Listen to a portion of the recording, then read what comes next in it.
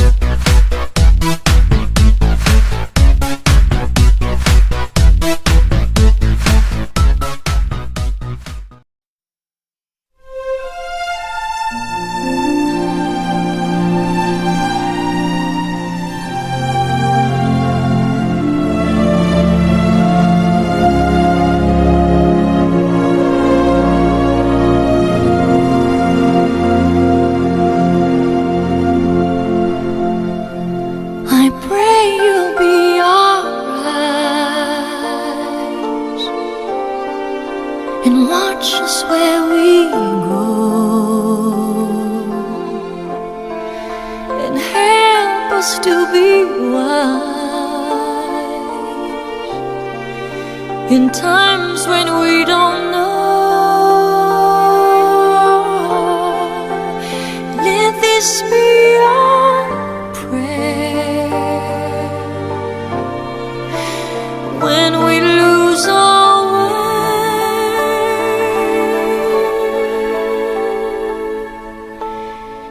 Lead us to a place, guide us with your grace, to a place where we'll be safe.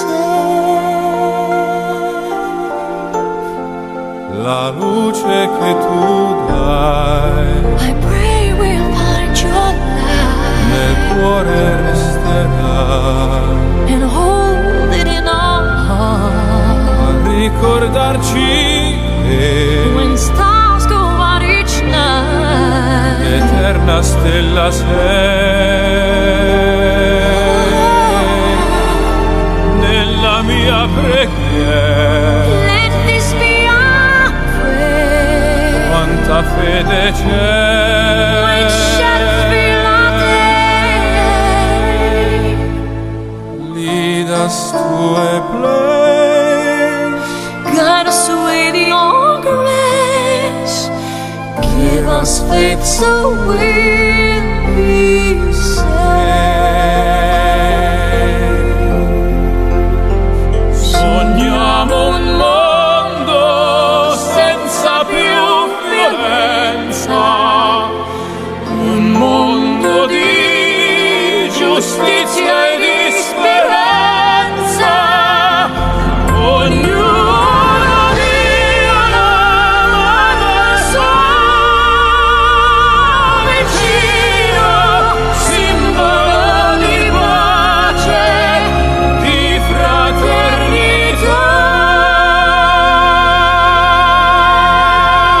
La forza che ci dà We ask that life be kind desiderio che and watch us from above. ognuno trovi amore We hope it's so we'll find intorno e dentro sé. another soul to love. Let this be our prayer. Let this be our prayer. Just like every child, Just like every child, need to find a place. Guide us with your grace. Give us faith so we'll be saved. e la fede che hai acceso in noi, sento che ci salverà.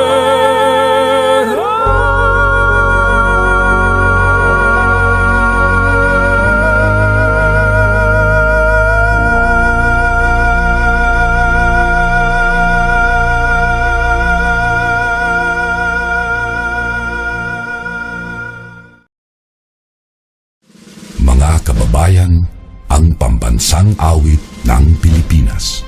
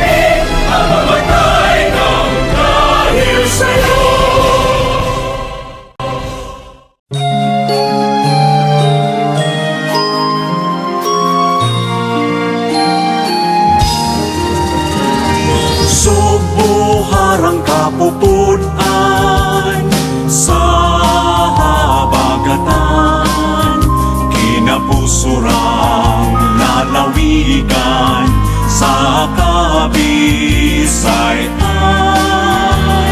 sa kaalam adunahan, sa among bugmaok dumog kanunay halaran, sugpo ng binunyagan sa Kristohanong tinuuan, di panalipdan kanunay ni Senyor Santo Niño, makasaysayanon, maapit-apihon, madanihon angay kagayod nga ipasigar mo. Subok inangga sa klima o panahon, kalinaw kaus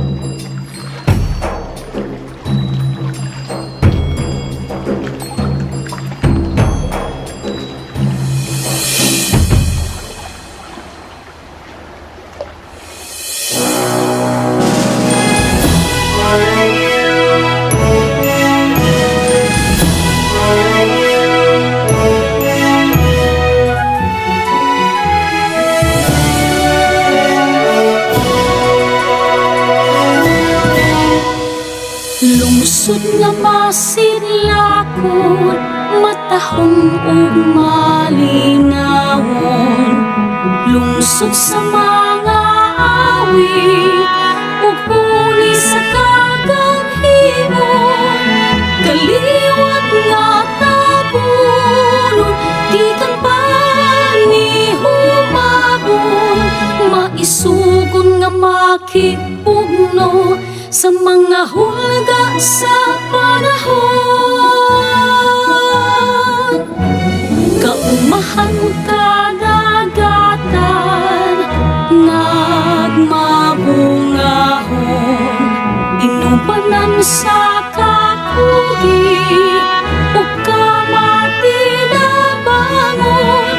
San Fernando ni Barong, bisan pa sa dagkong unos. Tungod sa panaghibusan sa mga tao may bugkos.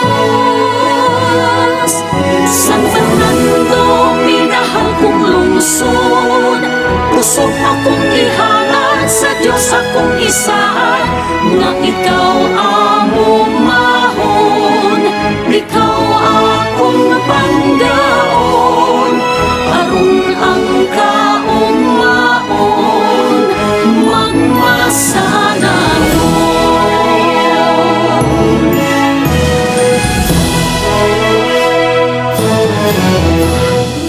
Lungsod nga gipuy-an sa mga inila o pantugan.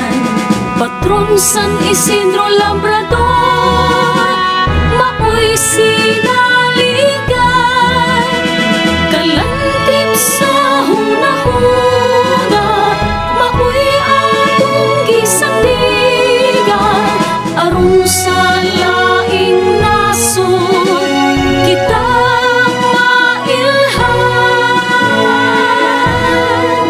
San Fernando, minahal kong lungsod, kusog akong ihangat sa Diyos akong isaan, nga ikaw among mahon, ikaw akong panggaon, aron ang kaong maon, magmasanahon.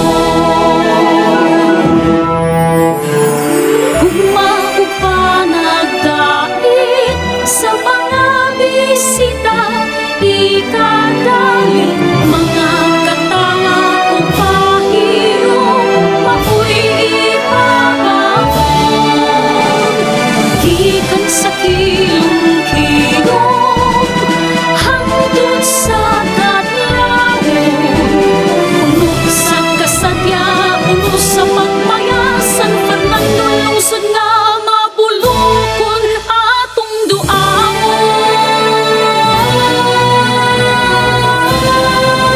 San Fernando, minahal kong lungsod, kusog akong ihangat sa Diyos akong isaan, nga ikaw among mahon, ikaw akong panggaon, aron ang kaong maon, magmasanahon. San Fernando nga mabulokon, San Fernando, minahal kong lungsod, San Fernando.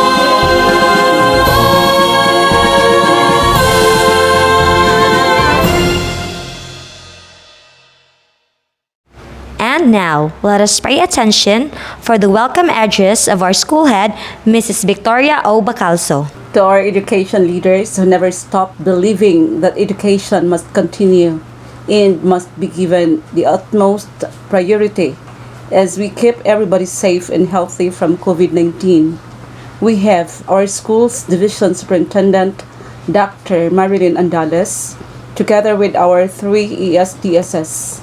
Dr. Joel B. Umbay, our public schools district supervisor of San Fernando II District, barangay officials, parents, teachers, and students of Panatanan Integrated School, a promising morning to us all. Education has never been this challenging, yet no one wants to retreat. The presence of the COVID-19 has threatened us all. However, it needs only one leadership, one goal, and one vision for us to go with the same moves, and that is to strengthen the quality of education amid the COVID-19 pandemic. Today, we prove to the world that education must continue and no one should be left behind. As we celebrate the most awaited time of the school year, the graduation ceremony of 2021. What a heart-touching moment seeing upon these pupils of ours who, after all the struggles, the fears and worries of having education in the midst of pandemic, they are now successfully graduating, and of course, with their parents' cooperation, it has made the process impactful. The teachers have been diligent in facilitating learning. However, had it not been your parents' desire to help you through this end, this would not be possible. Everybody's presence and participation is worth recognizing. So today, I would like to welcome you all to the graduation ceremony of Panagtaran Integrated School, hoping this can inspire us to continue and make this pandemic not a hindrance but a challenge to make education accessible for all. Thank you. Thank you, ma'am, for that warm welcome to our viewers today. Dr. Marilyn S. Andales, Schools Division Superintendent, Division of Cebu Province, Department of Education. In my capacity as the school head of Panagtaran Integrated School, I have the honor to present these 78 candidates for graduation for school year 2020-2021. 42 of whom are males and 36 are females. They have satisfactorily completed and fulfilled the basic requirements for elementary curriculum as prescribed by the Department of Education under the K-12 Basic Education Curriculum. They are now awaiting for your By confirmation. virtue of the authority delegated to me by the school's division superintendent, Dr. Marilyn S. Andales, based on the facts and figures your school head presented to me, and on the assurance of the public schools district supervisor that you have satisfactorily completed the basic requirements for elementary education curriculum as prescribed by the Department of Education. I do hereby approve and confirm your elementary graduation with all the rights, honors, and privileges thereunto appertaining. Henceforth, you are now eligible for transfer and admission to any secondary school in the Republic of the Philippines. Congratulations and Godspeed! Ladies and gentlemen, the moment for our completers has come. Let us witness the distribution of diploma. Republika ng Pilipinas, Kagawaran ng Edukasyon, Rehiyong 7, Sangay ng Lalawigan ng Cebu, Ikalawang Purok ng San Fernando, Panagtaran Integrated School. Pinatutunayan nito na si ay kasiyasiyang nakatupad sa mga kinakailangan sa kurikulum ng elementarya na itinakda ng Kagawaran ng Edukasyon, kaya pinagkalooban siya nitong katunayan. Nilagdaan sa San Fernando, Cebu, Pilipinas, nitong ika-10 ng Hulyo 2021. Nilagdaan nina Victoria O. Bacalso, pinuno ng paaralan. Marilyn S. Andales, EDD, CESO 5, pansangay na tagapamahala ng mga paaralan. Grade 6 Section A, Class Advisor Mrs. Nona Marie V. Villarin. Boys, Luigi C. Abarquez, Marwin C. Abelia, Joran G. Basco, Gerald G. Canilio, Nathaniel V. Silian, Gerald O. Espinosa, Chad Evans M. Hinilazo, John Paul I. Hiraldez, Jefford T. Jimenez, Russell Dave G. Kiamco, Joshua L. Labandero, Sharwin A. Lahay-Lahay, Thani J. S. Lariosa, John Kenneth C. Kinlob, Neil Anthony B. Quinones, John Dave C. Sayago, Clyde G. Shalana, Aaron James Q. Tangob, Niljun Verano, Fritz Gerald B. Villaraso, Mars Andre B. Villaroya. Girls: Gian Maris M. Aspacio, Vanessa Jane C. Barayuga, Kimberly L. Basco, Audrey S. Bayot, Maria Aliana C. Bramida, Shane Evony P. Camingaw, Jamela O. Casicas, Marichu S. Cuesta, Cristel T. Daniosos, Zedhart Aizani A. Datu, Nicole F. Ferrer, Chona T. Gasta, Cyril P. Herman, Era I. Lapitag, Ashira Ochea, Trixie May R. Salcedo, Rain Silona L. Sasil, and Angel Kate S. Tapales. Congratulations, Grade 6 OWL graduates! Grade 6 Section Swallow. Class Advisor Mrs. Maria Dalia S. Basan. Boys: John Dave B. Abeliana, Christian J. T. Alon, Adrian V. Alquisalas, John Michael V. Barayoga, Bradley O. Barulo, Earl Briggs R. Barulo, John Al Vincent G. Bayal, Bryle Kevin C. Cañas, Rupert J. S. Canoy, King Zyrene S. Cantina, Vicente Jr. L. Caruana,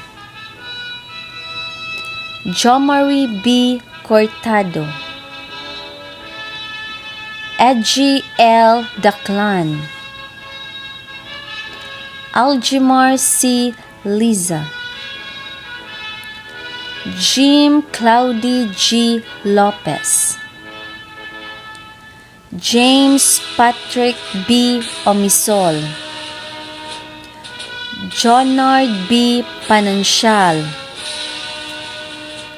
Angel Berniel C. Raymunda, Leomar B. Seldura, Mark James S. Shalana, Roland Jr. V. Sudarya.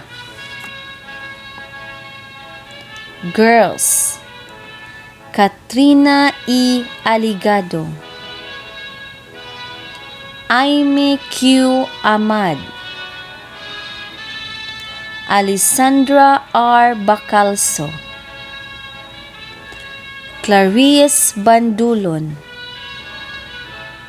Jovelu P. Bertuldo, Giselle May B. Bimos,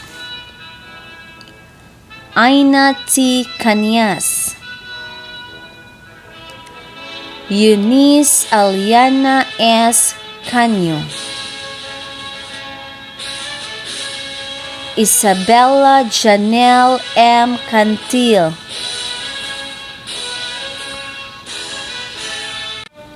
Eliza M.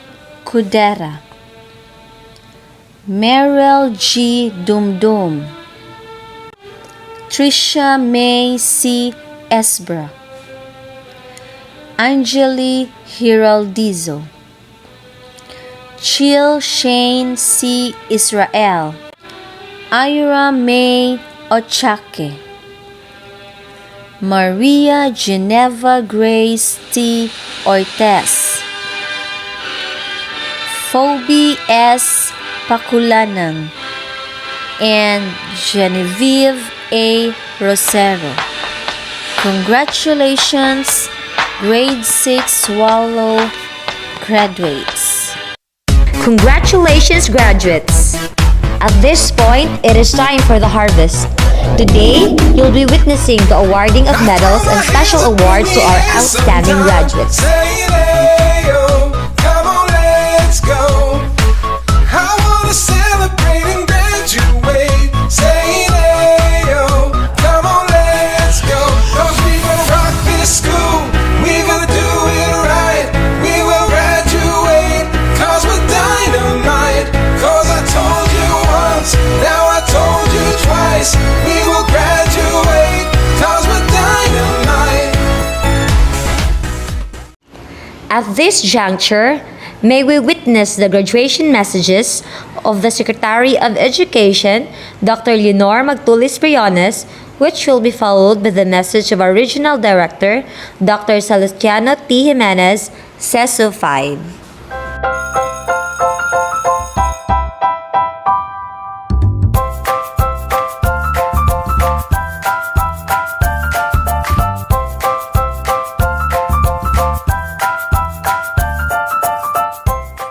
Good day to each and everyone who is attending virtually present at this time of our graduation ceremonies for our beloved and very precious graduates for the school year which ends at this time. First of all, I'd like to greet the parents and family members without whose sacrifices, whose reminders, and whose participation in the learning process for our graduates have resulted in this culmination program. This year, your role has changed drastically, where we've always believed that the matter of educating our children rests nearly exclusively on our teachers and our staff. This time, you parents, you family members, you who are in the households of our learners have expanded your role and contributed to this wonderful day, wherein finally, our learners are graduating in this culmination exercise. So congratulations, because this year has not been very easy, has not been a picnic for our teachers, for our family members, as well, especially the parents, mothers, fathers, sisters, brothers, and all who have contributed to the achievement of our learners at this time. So, maraming salamat at congratulations, parents and family members. Mas malaki ang role ninyo at this time compared to earlier graduation exercises. Secondly, I would also like to greet our teachers, without whose very careful review and careful supervision of the work of our pupils and our learners, this event would not be taking place at all. And so thank you, teachers. Your role has also expanded. In addition to seeing to it that the modules are faithfully followed, the assignments are correctly implemented, and the learners are truly learning, and you have had to deal with new ways of assessing the performance also of the learners. So congratulations, teachers, for enduring, for your patience, for your love for our learners, and your willingness to engage in a way and methods of teaching which are different from those which are used to. Assessment must have been especially difficult for you, especially since you were not able to see most of the time our students in face-to-face meetings, and most of the meetings, of course, were virtual. We'd also like to thank the local government units for their interest, for their cooperation, and for their continuing contributions to the needs of education, even as our children do not go to school. Your donations of material as well as financial resources at this time are most welcome, and your advice has been taken seriously not only by our teachers, by our school officials, but also by our officials in the Department of Education. We continually talk with local government units, especially in times of disaster, in times of great need for classrooms, for space, and for responses to unforeseen emergencies. Thank you, local government units. But of course, most of the congratulatory greetings fall on the deserving graduate. Each and every one of you is truly special. You are different from the other graduates who have passed through the portals of your school. You went to school practically without seeing your teachers, if at all. You went to school with your parents, your mothers, and your fathers hovering over your shoulders and seeing to it that you are able to complete your assignments. You are completing your studies at a time when examinations and assessments are different. You are culminating this long months of hard work at this time, even as you have to do family chores, even as you are distracted, and even as your world has turned upside down, and it seems and it appears as if we don't know what the future holds and what will happen next. But you have persevered, and now you are ready to graduate. And therefore, you deserve each and every bit of congratulations from us in the Department of Education from your parents and family members, your teachers, from the officials in local government, as well as in the parent teachers associations. You deserve each and every single congratulatory pat on your back, each hug virtually, of course, and each greeting, which I am sure you are also receiving virtually. I don't know if you will remember this event many years from now. I have tried to recall myself who our graduation speaker was when I finished high school and when I finished my college studies. All I remember is that the graduation speaker was someone important, someone who was invited because that someone is supposed to give a message.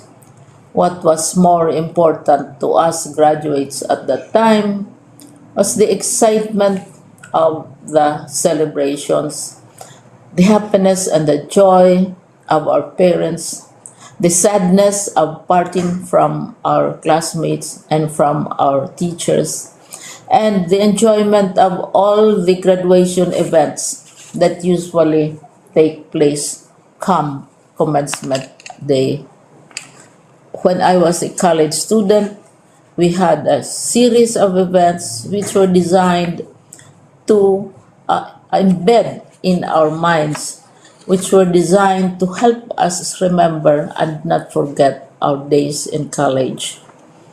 We would spend one whole day going around the campus, visiting the classrooms, saying goodbye to our teachers, and sharing memories. We would have bonfires to say goodbye to each other. We had baccalaureate services where we committed ourselves to God and we prayed for guidance when we go out into the world. So many celebrations, and the speaker, of course, is the least important and easily forgotten component of the graduation exercise. Nonetheless, I will exert all efforts to share with you what I see are things or issues which a graduate should remember and recall. I have said that you are very special. You are very different. You are pioneering. There has been no other class like your class. There has been no other graduate like you as a graduating student, because you are the very first graduate of the blended learning response to education in the Philippines. And so you ask yourself, what awaits you in the world outside? You can either work, because the kind of curriculum you survived and underwent as a student will enable you to go to work if you wish to go to work. Some of you will proceed to further studies, and this would be a wonderful thing because there are many opportunities for further expanding your knowledge, for further answering and looking for explanations of issues, events that make you curious, especially in science, in technology, and also in the arts. So you can work, you can go to further studies, and perhaps some of you will settle down, hopefully not too soon, so you can pursue what you really want to do. So today, This is why we call this exercise a commencement exercise. It's not the end of our studies. It's not the end of all our efforts with blended learning, with modules, with floods, with earthquakes, and of course with COVID. It's a commencement of doors opening to you. More doors will be opened because you are a graduate. You can work, you can proceed for further studies, you can help your parents, and you can perhaps look for opportunities to do what you have always wanted to do, whether at work, whether at advanced studies, whether at learning more in science and technology, in mathematics, and in the arts. All of these opportunities are available to you. More doors are being opened. I hope you will select the door which arouses your curiosity, the door which will help you know more about this world, and the door which will allow you to contribute to the development of our country and contribute whatever we can to solve our problems and our challenges. Congratulations once more to each and every one of you. Congratulations to you, parents and family members. Congratulations to you, teachers. When I was chair of the board of Silliman University, each time we had graduation ceremonies, during the baccalaureate and during commencement itself, I would cry. I would cry because you are sending out into the world a new batch of graduates, and we want to be sure that what is awaiting them is appropriate. We want to be sure that they are ready for what awaits them when they select which door to open. And so, we tell you, go out to the world, do whatever you want to do. God be with you, and be assured that all of us love each and every one of you. Congratulations.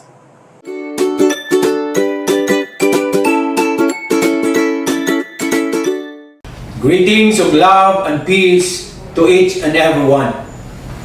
School year 2020-2021 has been the most challenging year in education. All been struggling to survive in all aspects. But our beloved Secretary Leonor Magtulis Briones lead the baton that education must continue amidst whatever crisis we will be facing. And so, here we are, celebrating one of the most precious accomplishment that you have, your graduation and moving up ceremonies. It is one fleeting sense of pride and joy to be able to celebrate with all of you for your victory, bravery, resilience, perseverance, and commitment that push you to experience what we have today. So our beloved, most precious gems, our dear learners, just wanted to let you know that you are doing great. It is not easy to be learners with all the pressures in today's world. The more in these trying times due to pandemic. How you hurdle your lessons remotely through distance learning of varied modalities, the fear and scare of the virus due to negative publicity, and many more. But you survive and victorious. So, Don't lose your heart if you find things difficult. Today, the world is so tested. It is a high time that you put all your learnings into action. Never be a bystander watching as the world takes a paradigm shift. Take the wheel.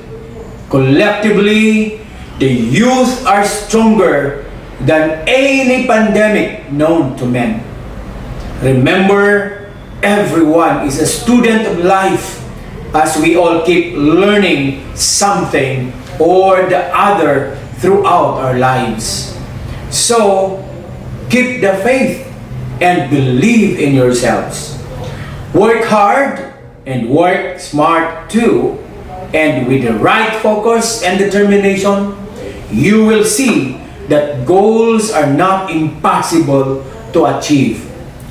Just have a clear plan, and whatever detours come your way, don't be afraid. Face them with conviction that those are part of the pitfalls where we cannot evade. So be strong and let your education and learnings with God be your shield. And don't forget to thank the most honest persons in your life. Those who can say and tell you exactly what you are doing, either good or bad. Those who guide you sincerely to the path where you want to walk on. Who always with you in times of your successes and downfalls. They are your parents, teachers, relatives, and best friend. So learners, congratulations, you hit the mark on your timeline. To all the parents and guardians out there, your contribution towards the realization of the once dreams of your children is so great. Sustain it, and you will see and harvest the fruits of it sooner than later. So thank you for partnering with DepEd through your children's education. So to all of you, congratulations. To the school, I know how you struggle also, especially that the world was shocked of what happened and nobody was prepared. There were so many hows and whys, but you are able to navigate it until reaching its destination. So whatever is the experience and hardships, what is more important is the outcome of what you have done. That's why my salute to you. To our teachers, school heads, supervisors, and non-teaching personnel, you did a great job, worthy of emulation. I am proud of you. To the SDOs, I am so happy of what your division accomplished for school year 2020-2021. Your efforts doesn't go to vain. Now it comes into fruition. So to all, kudos. To everyone, always have the smile in you. See miracles in life every day, and you will be filled with positivity in thoughts and actions. Congratulations once again. Keep safe, and God bless everyone. Now, let us welcome Cristel T. Danyosos, a graduate with high honors, for her words of gratitude. Let's give her a virtual applause.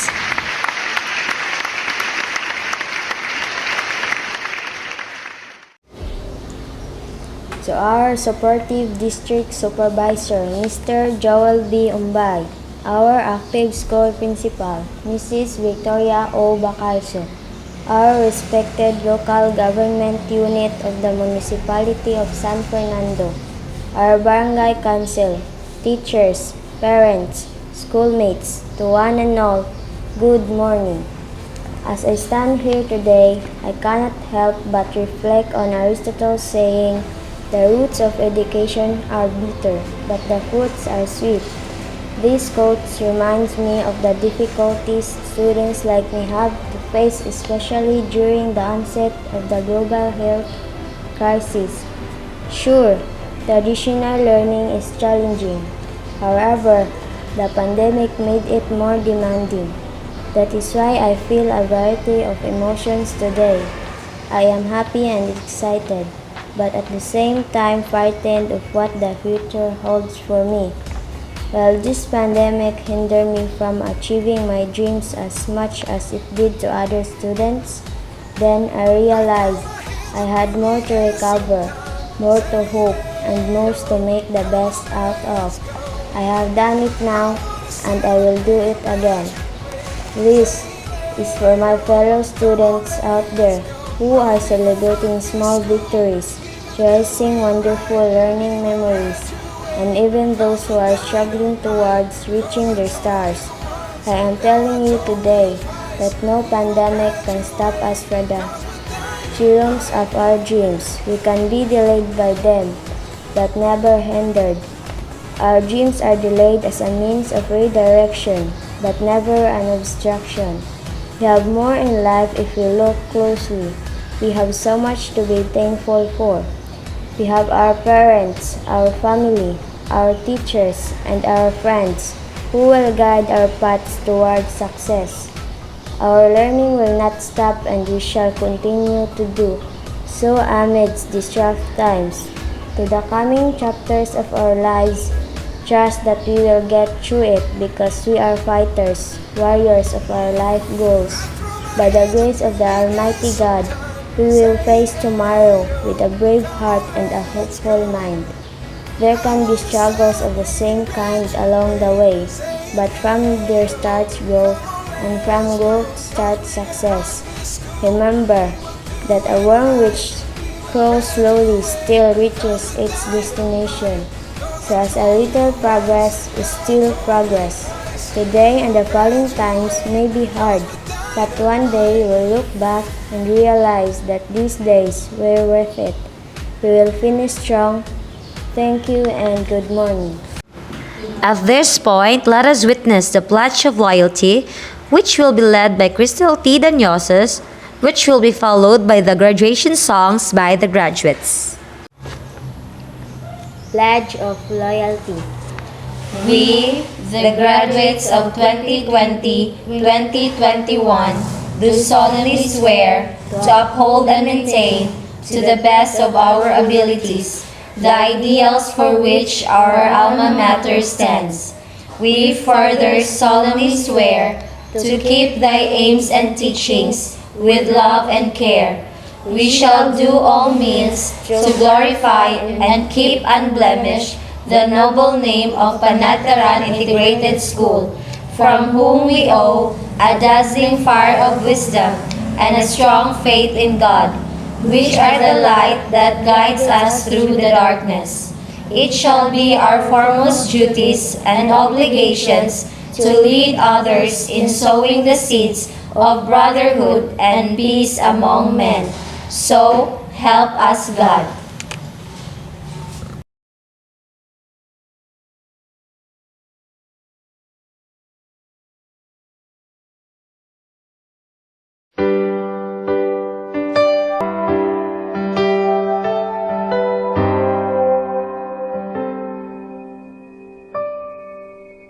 People laugh as they stare at you and say she's got nowhere to go.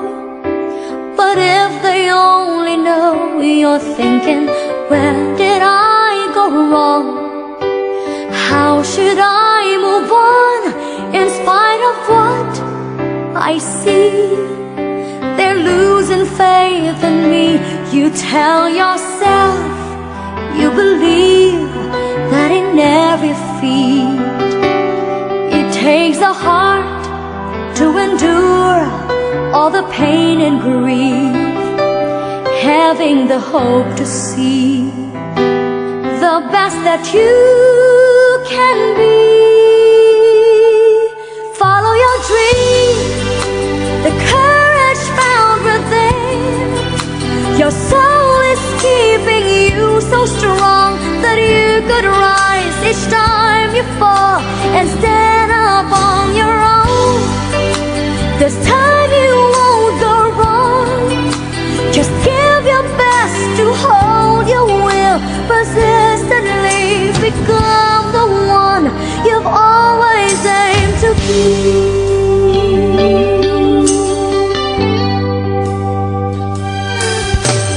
Got to find your place where you'll proudly face the woods that come your way.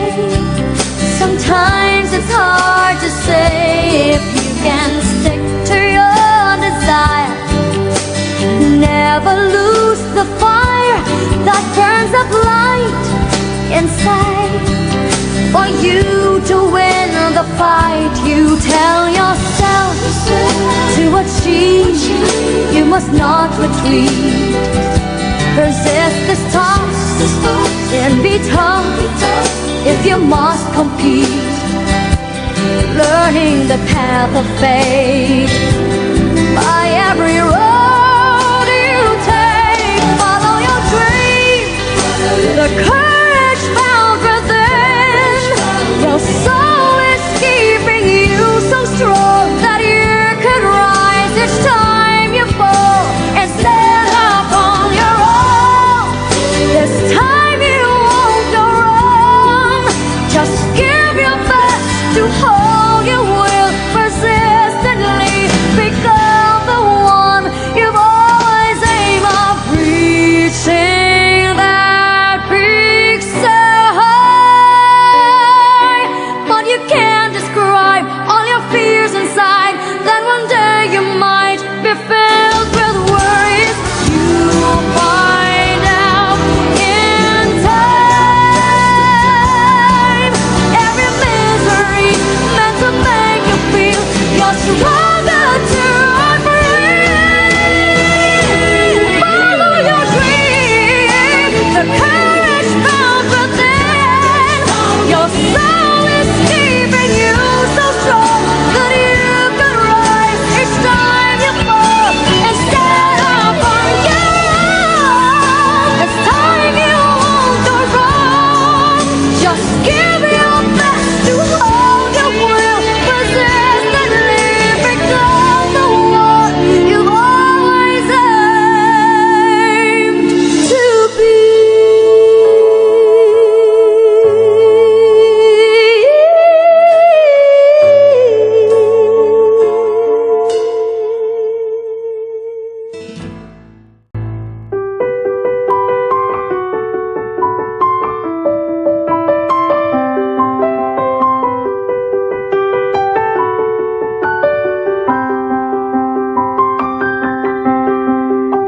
I close my eyes and I can see a world that's waiting up for me, that I call my own.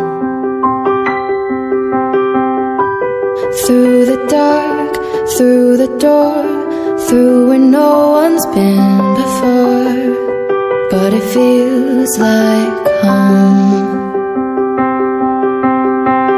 They can say it all sounds crazy. They can say I've lost my mind. I don't care, so call me crazy. We can live in a world that we design. 'Cause every night I lie in bed, the brightest colors fill my head. A million dreams are keeping me awake. I think of what the world could be, a vision of the one I see. A million dreams is all it's gonna take. Oh, a million dreams for the world we're gonna make.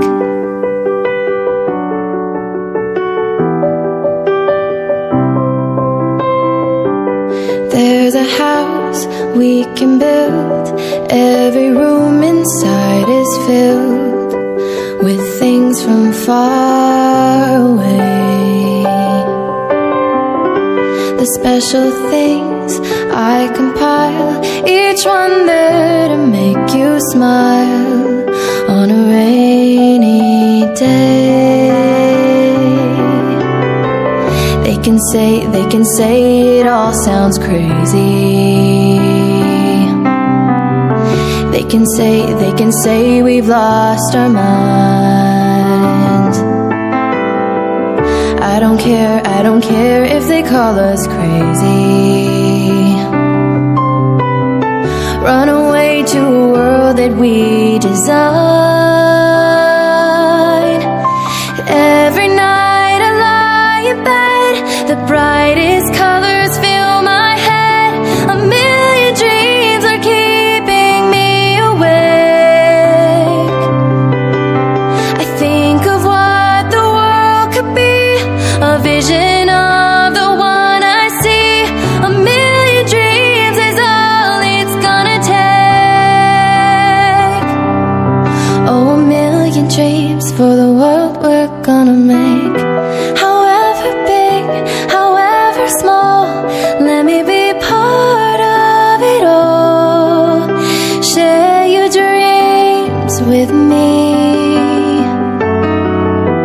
You may be right, you may be wrong, but say that you'll bring me along to the world you see, to the world I close my eyes to see. I close my eyes to see. Every night I lie in bed, the brightest colors fill my head. A million dreams is all it's gonna take. I think of what the world could be, a vision of the one I see. A million dreams is all it's gonna take. A million dreams for the world we're gonna make.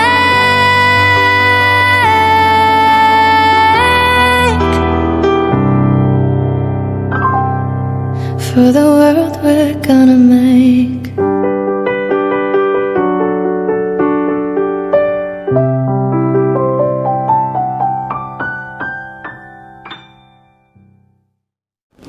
To take this opportunity to acknowledge the people behind the success of today's affair, may we call on the Grade 6 OWL Advisor, Mrs. Nona Marie V. Villarin, for her words of thanks. A round of applause, please.